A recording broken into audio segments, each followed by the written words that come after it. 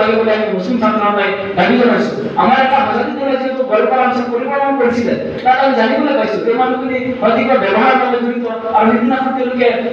ঈদ বুলি তেওঁলোকে ফুৰিবলৈ গৈছিল নেকি গতিকে সেই তিনিজন ব্যক্তি কিয় হত্যা কৰা হ'ল ইয়াৰ এটা ন্যায়িক তদন্ত আমি বিচাৰিছো অসম চৰকাৰ তথা মেঘালয় চৰকাৰে চিবিআই তদন্ত কৰি ধনী উপযুক্ত শাস্তি দিব লাগে আৰু পৰিয়ালৰ লোকসকলক নিষ্ঠা কৰাৰ ক্ষতিপূৰণ দিব লাগে বুলি দাবী জনাইছো এয়া আছিল আমাৰ মূল দাবী আজি আমাৰ এই সংবাদমেলৰ মূল বিষয়বস্তু আপোনালোকৰ যদি কিবা আছে আপোনালোকে সুধিব পাৰে গতিকে আজি সন্তানগত নামত বহুতো নিৰীহ মানুহ আমি দেখা পাইছো হাৰাশাস্তি কৰা পৰিলক্ষিত হয় গতিকে এই লোকসকলকো তেওঁলোকে যদি কোনোবা হত্যাকাণ্ডৰ লগত জড়িত হৈ আছে তেওঁলোকে কিন্তু গ্ৰেপ্তাৰ কৰাৰ কাৰণে আমাৰ ক'বলগীয়া নাই কিন্তু সন্তানগত নামত নিৰ্বাচন আয়োগ মতে তেনেকুৱা যদি কোনো অজন্তা সোমাব নহয় তাৰ কাৰণে আমি দাবী জনাইছো কাৰণ বহুত ক্ষেত্ৰত পূৰ্ব দিনতো কিন্তু বিগত চৰকাৰসকলে কিন্তু চিনি মুজাহিদসকলে বিভিন্ন ক্ষেত্ৰত মানুহক হাৰাশাস্তি কৰা পৰিলক্ষিত হৈছিলে আৰু আমাৰ জনগণৰ সমস্যা হৈছে যে আমাৰ গাঁও অঞ্চলত কিন্তু এতিয়া বিদ্যুৎ নিৰ্মাণ হোৱা নাই 24 ঘণ্টা বিদ্যুৎ দিয়াৰ যি প্ৰতিশ্ৰুতি অসম চৰকাৰে দিছিলে বিগত দিনত কিন্তু সেই প্ৰতিশ্ৰুতি তেওঁলোকে কিন্তু ৰক্ষা কৰা নাই গতিকে আমি গাঁও অঞ্চলত আমাৰ অসম সাহিত্য বা সাহিত্য বা অতি শীঘ্ৰে তেওঁলোকৰ ব্যৱস্থা কৰিব লাগে এনআৰচি প্ৰদান কৰিব লাগে কাৰণ আমাৰ এটা মেইন কথা আছিল যে আমি অসম চুক্তি মতে এনআৰচি বিচাৰিছিলো আৰু বিধি সমস্যা অসম চুক্তিৰ লগত জড়িত হৈ আছে কাৰণ অসমৰ যিটো বিধি সমস্যা আছিলে এই সমস্যা হৈ থাকিলে কিন্তু আজিৰ তাৰিখত কোনো আমাৰ এই সমস্যাৰ ওপৰত আমাৰ কথা নাই আৰু সমস্যা হৈ থাকে গতিকে আমি অসম চুক্তিৰ যে ভিত্তিবোৰ আছিলে সেইটোকে আমি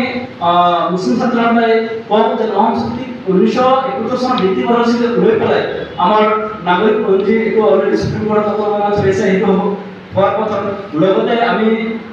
যেটো আপোনাৰ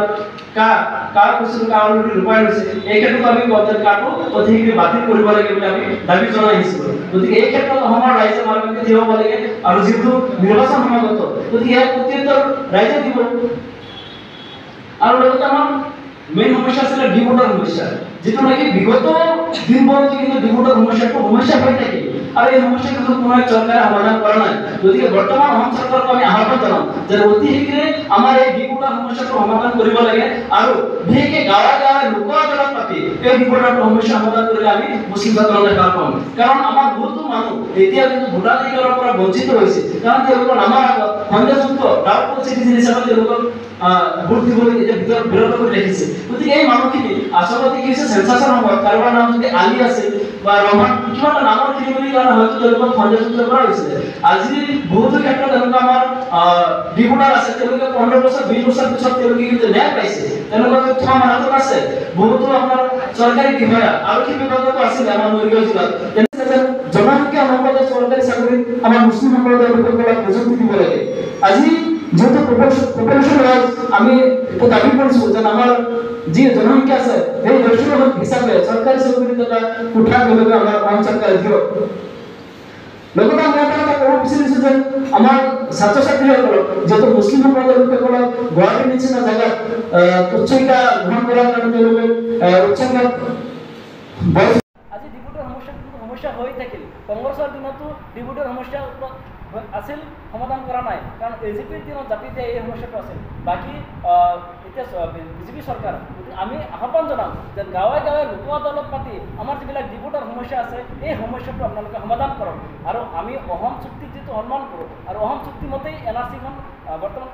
সুপ্ৰিম কোৰ্টৰ তত্ত্বাৱধানত চলি আছে আমাৰ এটা ড্ৰাফ্ট ওলাইছে আৰু বাকী যিসকল এনআৰচিৰ পৰা বাদ পৰিছে সেই লোকসকলক অতি শীঘ্ৰেই এনআৰচি প্ৰদানৰ ব্যৱস্থা কৰিব লাগে বুলি আমি দাবী জনাইছোঁ লগতে জনসংখ্যা অনুপাতে আমাৰ মুছলিম লোকসকলক চৰকাৰী চাকৰিত নিযুক্তি দিয়াৰ এটা ব্যৱস্থা কৰিব লাগে আৰু আমাৰ চহৰ অঞ্চলৰ যিসকল লোক আছিলে তেওঁলোক আজি ভূমিহীন তেওঁলোকক উচ্ছেদ কৰা হ'ল সেই লোকসকলক পুনৰ সংস্থাপনৰ ব্যৱস্থা কৰিব লাগে তেওঁলোকক মাটিৰ পট্টা দিব লাগে বুলি আমি দাবী জনাইছোঁ আজি সংবাদমেলৰ জৰিয়তে আজি আমাৰ মানুহখিনি লাঞ্ছিত বঞ্চিত কাৰণ এই মানুহখিনি কেতিয়াবা কাম কৰিবলৈ এখন জিলাৰ পৰা আন এখন জিলালৈ যায় আৰু তেওঁলোকক বাংলাদেশী কৈ পেলাই হাৰাশাস্তি কৰা হয় গতিকে এই মানুহখিনিৰ জীৱন সম্পত্তি নিৰাপত্তা অসম চৰকাৰে সুনিশ্চিত কৰিব লাগে আজি আপোনালোকে চাওক বিগত দিনত যি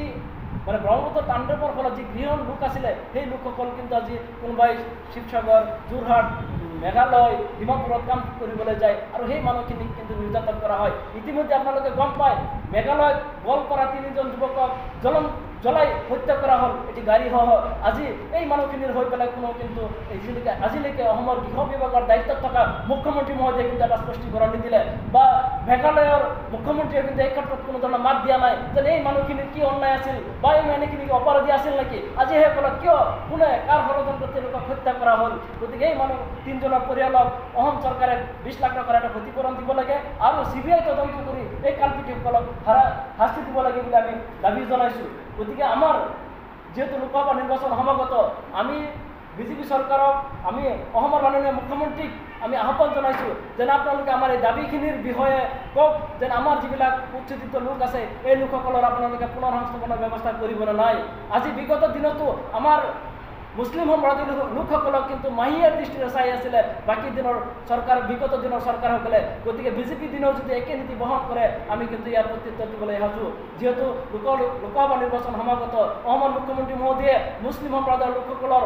এই সমস্যাসমূহৰ বিষয়ে এটি স্পষ্টীকৰণ আমি বিচাৰিছোঁ সংবাদ মাধ্যমৰ জৰিয়তে। আমাৰ এটা আহ্বান থাকিল, অন্যথায় আমি মুছলিম ছাত্ৰ সন্থাই গোটেই অসম জুৰি জঙ্গী আন্দোলন কৰি দিবলৈ বাধ্য হ'ম।